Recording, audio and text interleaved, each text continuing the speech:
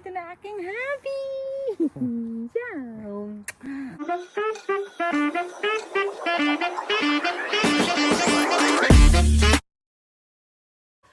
Cheers! Thank you. Good morning mga kalabs! Ayan, so nagising na pala tayo. Nag-iisa pa din tayo dito sa ating bahay. Ayan mga kalabs. So, ang gagawin ko pala is mag-ayos tayo nitong ating bed. Kasi kagigising ko lang talaga mga kalabs. So, ayusin natin yung ating bed dito mga kalabs. Ayan, oh, ako lang mag-isa pero grabe parang 5 taong natulog. Ayan. So, ayan mga kalabs, mag-ano tayo, ayusin natin itong ating kama kasi, hindi naman, maganda talaga pag everyday na pag ginagamit mo, ay yung pagising mo, ayusin mo yung kama mo. Kasi, syempre, maganda yung, maganda matulog pag, pag mayroon tayong, pag nakaayos yung ating kama, di ba mga kalabs? So, ayusin natin ang ating kama. Ayan. Meron, manipis lang itong cover namin kasi di ba summer na mga kalabs. Pero meron kami itong fleece. Kasi pag sa ano ba yan? Pag sa gabi, pag na-feel mo na medyo malamig. So naglalagay kami nitong fleece. Ayan. Maliit lang yung sa akin. Kasi maliit naman ako. Pero yung sa asawa ko medyo malaki siya. So, dito lang namin ilalagay sa baba ng kama. Kasi, pag na-feel lang naman talagang nilamig yun, kinukuha namin ito dito sa, sa baba ng kama. So, kaya mayroon kaming fleece dito. Pero tabunan natin yung sa akin. Parang walang marami namang kulay dito sa ating bed. So, ayan. Lalagay ko lang siya dyan. Kasi parang pag tawag nito, paglamigin sa gabi, mayroon tayong mga kalab. So, ayan. Manipis lang kasi itong cover. Wala na kami nung hindi na namin inilagay yung tawag nito. Ayan. So, lalagay natin ito. Yan. So yan lang mga kalabs. Kahit hindi naman siya talagang parang plancha na ang dating. Pero at least naka-ano siya. Naka-cover siya. Ayan. So punta na tayo sa kusina kasi nagluluto pala ako mga kalabs ng ating ayan. So nagluluto tayo ngayon ng So ayan mga kalabs. Ano lang ito. Grind meat. Grind meat ito. Tapos wala tayo, hindi nakauna yung ating sauce pa. Ayan. Kasi mayroon akong sauce na kailangan ko talaga siya gamitin. So, kaya ako nagluto ng sauce. Tapos mayroon tayo, may tayo sibuyas dito. Ayan. May sibuyas natin. So, mag-ano tayo mga kalalagyan natin ng sibuyas yan. Dito na ako mag-ibabaan natin kunti kasi medyo mainit siya. Wala yung hiwaan natin. So, ayan. Nalagyan natin ng sibuyas. Tapos, lagyan ko siguro din yan ng kunting celery or kunting parsley. Yan ang natin. Ilalagay natin dyan sa ating sauce. Ito pala mga kalabs, dalawang avocado. Napakaganda siya. Binigay nung kaibigan ko. So, gagawin ko yung smoothie siguro. Kasi, sayang pag o kaya kainin ko ngayon breakfast. Pwede yan, kainin kasama ang, yung dark bread ba mga kalabs. Kasi mayroon naman akong dark bread. Yun ang hindi pala ako nakagawa ng microphone pero naririnig naman talaga din kaya okay lang kahit walang microphone. Pero mas maganda talaga pag microphone dahil maririnig niyo ako ng mabuti sa sa pagsasalita ko. So ayan mga kalabs, tawag nito, lagay natin yung sibuyas dito. Mahirap din minsan mag-isip ko anong lulutuin mga kalabs. Yan.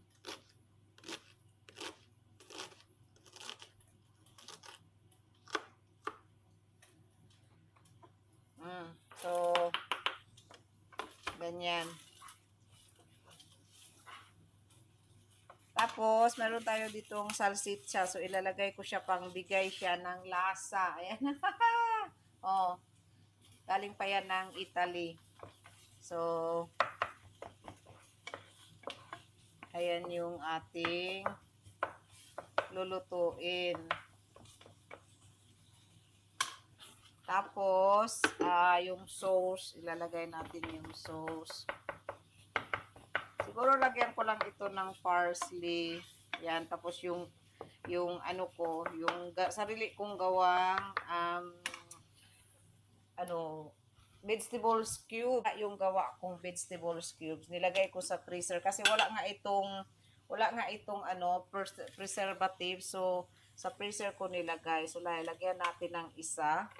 So, wala talagang preservative yan. Nilagay ko lang siya sa freezer para magstay siya. Yan. Diba? Nakikita nyo mga kalabs. Ayan.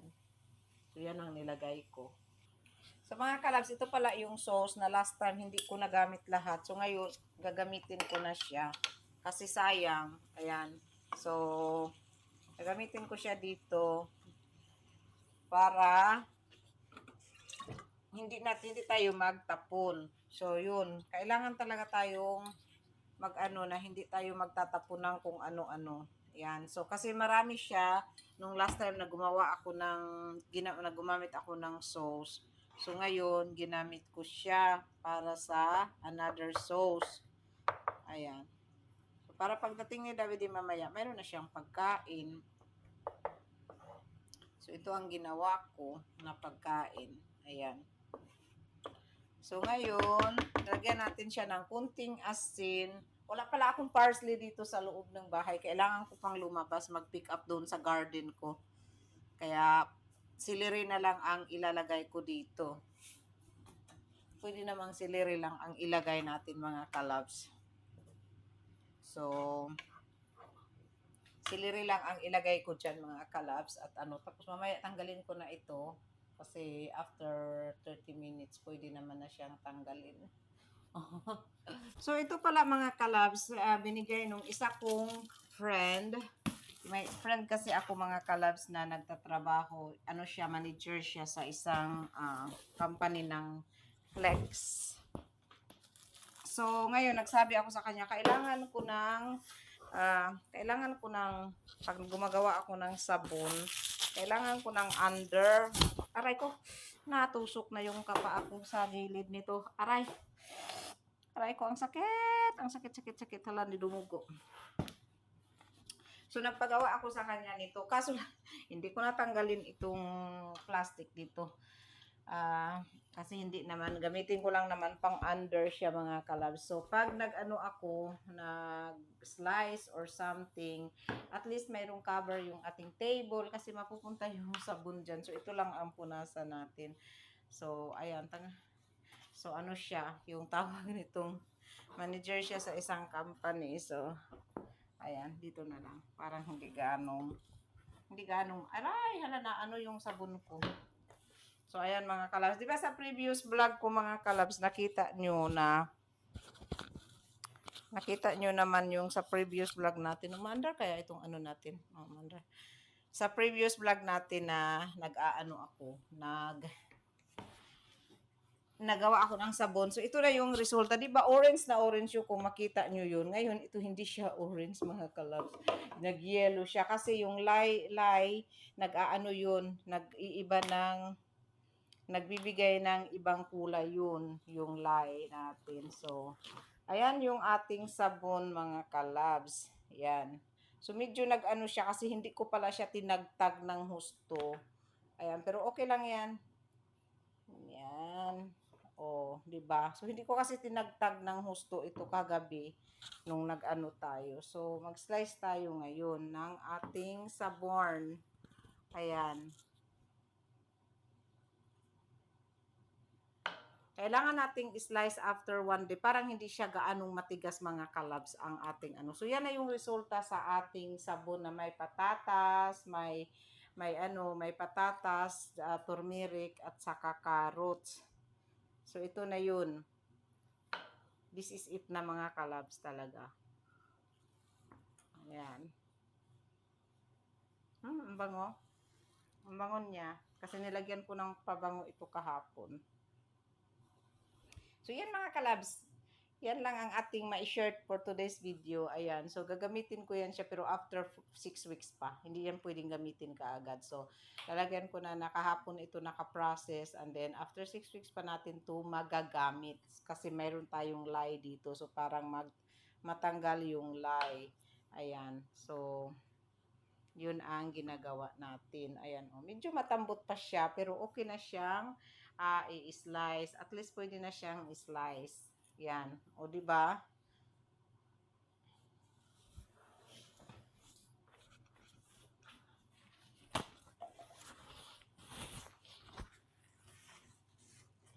Tingnan niyo mga kalabs. Kita ko sa inyo. Yan yung slicers natin. Yan. O, diba? Ang ganda ng sabon natin mga kalabs, ano? Ayan, yung na-slice na. Yan. O, diba? Ang ganda. So, ayan na mga kalabs. Napunta po tayo sa work. Ayan. Mag-work na tayo today. So, 3 days yung off natin. At ngayon, papunta na tayo ng work. Diba? So, medyo late ako. Kasi, akala ko talaga ang start ng work ko is 1 o'clock. Pero nung tiningnan ko yung schedule ko, 12:30 pala ako ngayon kasi Sunday pala ngayon. Ang isip ko talaga ngayon is Monday kasi 3 araw nga tayong holiday. So, nagkamali ako. Susda ba? Basta bilis-bilis na talaga akong nagbihis nitong ang ginawa. Inano ko nga yung kahapon na damit ko ito. Nakita nyo sa vlog, di ba? Ito yung suot ko kasi hindi ko naman talaga naisip mga kalabs na papasok na pala ako. So talagang hindi na ako pumasok sa ano namin sa room namin para mag-ano. Ito yung hinubad ko kahapon doon sa laundry. Ito na lang ang nilagay ko agad-agad. Tapos ano tawag nito, bilis-bilis akong nag-alis. Tapos buti na lang nakatirintas na yung buhok ko kasi hindi na ako nag-ayos ng buhok pagkatapos mga kalabs. Kasi sabi ko pag nag-ayos pa ako ng buhok, naku po, late na late talaga ako, as in na late talaga ako sobra. So ayan mga kalabs, ang ganda pa naman ang panahon. Maganda ang panahon. Tapos hindi siguro masyadong busy sa work ngayon kasi holiday pa naman talaga dahil Sunday. At ano tawag nitong maaraw. Ang ganda ng araw. Beach day. Beach weather talaga siya mga kalabs. So next week free ako ng Saturday, Sunday. So meron na kaming medyo plans pagkatapos mga after 5 pero sa whole day kung maganda sana ang panahon talagang mag-ikot kami ni David kasi kami lang dalawa, wala si Vincent nandoon na sa Italy. So darating pala si David ngayon Sunday sa Finland. So darating siya ngayon and then siyempre ma-upload ko ito mga ano na siguro mga Tuesday na kasi may work na naman tayo mga kalab. So at saka mayroon akong nakahintay nakasalang na i-upload. So malilate tayo ng mga 2 days sa ating mga uploading sa ating mga tawag nito sa ating mga vlog ay mga kalabs. Tapos isa pa ngayon nakalimutan ko na naman yung microphone. So next time bibili pala ako ng bagong pang vlog natin kasi sabi ng biyanan ko kung ano daw ang gusto ko na bibilhin, sabi niya gano'n. Tapos sabi kong gano'n, gusto kong bumili ng pang vlog na hindi na ako maghahawak ng phone, so yung ididikit na lang yung so di ba mayroong bago ngayon. So yun ang bibilhin natin mga kalabs at padalhan daw ako ng pera ng aking biyanan. So ay naku, talaga nga naman akong biyanan. Ay naku, sobra talaga akong swerte sa aking biyanan mga kalabs. As in, a blessing talaga kasi kahit anong ko ko. Sabi ko lang sa asawa ko kahapon na gusto kong bumili ng ganun. Sabi naman ng asawa ko, okay daw. Okay daw. Tapos sabi naman niya ganun, sige, okay kang bumili kasi yung parents daw niya ang magbayad kasi ano tawag nito. Gusto lang daw talaga akong bilhin kasi hindi nga ako nakasama ng Italy. So, yung pang ticket ko daw ay ibibili na lang daw ng gift para sa akin. Charit! O, ayan mga kalabs, mag-drive na ako, na ako kasi nandito na ako sa motorway. Okay. Yan mga kalabs, pauwi na tayo from work. So, 9:20 sa gabi. Yan mga kalabs. So, 9:20. O, wala na kaming gabi dito kasi summertime nga. Pag summertime talaga dito sa amin is wala na kaming gabi. Puro na lang kami araw. Charot. So, ayan mga kalabs. Ayan mga kalabs. So, di ba, maaraw tayo. Oh. Di ba? Super araw tayo. Ganyan. Oh. Maaraw talaga tayo mga kalabs. So, 9:20 sa gabi. Saan ba kayo niyan? 9:20 sa gabi na maaraw. Wala ano, di ba? So, ayan nga, pauwi na tayo at nandyan na daw si David. Dumating na daw si David. So, wala, umuusok yung sakyan na. Grabe ang usok. Grabe ang usok niya. Ano ba yun? Bakit kaya umusok yun? So, sabi ko sa kanya, maghintay ka sa labas dahil tawag nito, dilig kami ng halaman natin mga kalams kasi yung halaman natin kailangan nating diligan. So, kasi pag hindi mo diligan yun, wala kang maaani, di ba? So, at saka ang init kasi talaga ngayon. Alam mo ba mga kalabs na 9:20 na sa gabi, 24 degrees pa kami. Grabe ang kainit, grabe ang tawag nitong super ang ganda ng pagka-summer ngayon kasi mainit. Sana nga sa weekend, mainit din na ganito para makagala kami ng asawa ko kasi kami lang dalawa sa bahay. So, sana nga maganda ang panahon. I-wish lang natin, di ba mga kalab? So ayan, sobrang pagod talaga ako sa work kasi busy talaga ngayong araw na to dahil Sunday tapos vacation time. So busy na talaga kami. Everyday na talaga itong pagka-busy namin. So ikwento ko na lang sa inyo sa mga coming vlogs ko mga kalabs. Grabe talaga.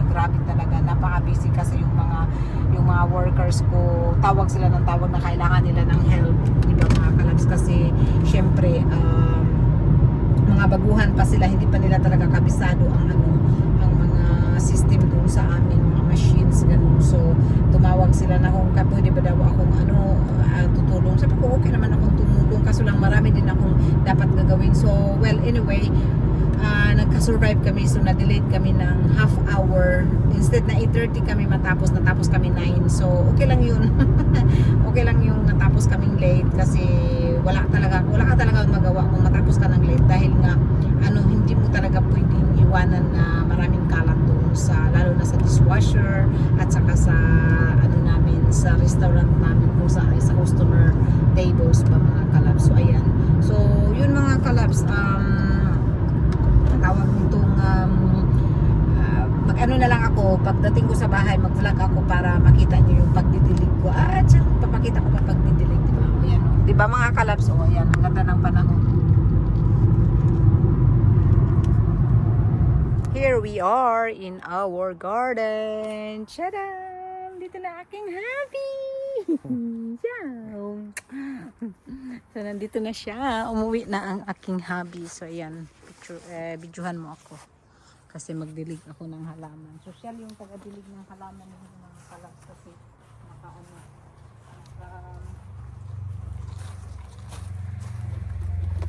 ayan.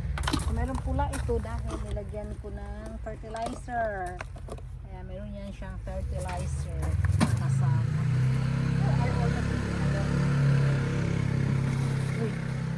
On Tuesday, I am morning.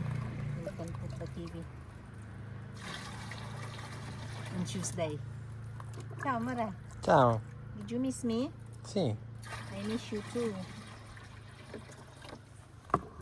Needs to water the plants. Ayan mga kalabs, mag-water tayo ng plants kasi parang lalaki sila. Ayan, Meron kaming yung ano kaso because if I use that will like the plants don't like it. If I use that straight. So that's why I make this kind like maybe because it's too strong. Can be. We have to eat the rucola soon.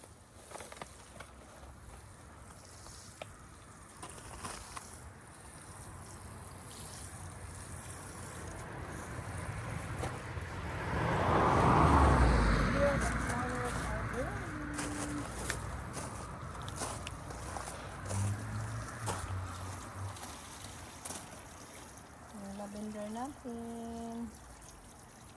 They're healthy. Should rain. Like it says that it rain in the evening, but it's not raining at all. I don't know.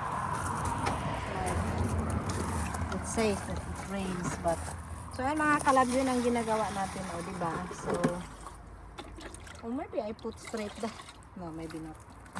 Will not fit. And also because it's very cold, the water. So refresh. It will refresh them. So this is the beetroot. The beetroot, and then there is carrots. Some are carrots. Some are carrots, some are beetroot.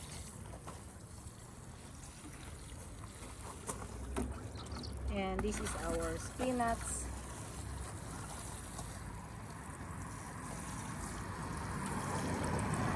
And this is our broccoli. This we can make already like pasta with pasta.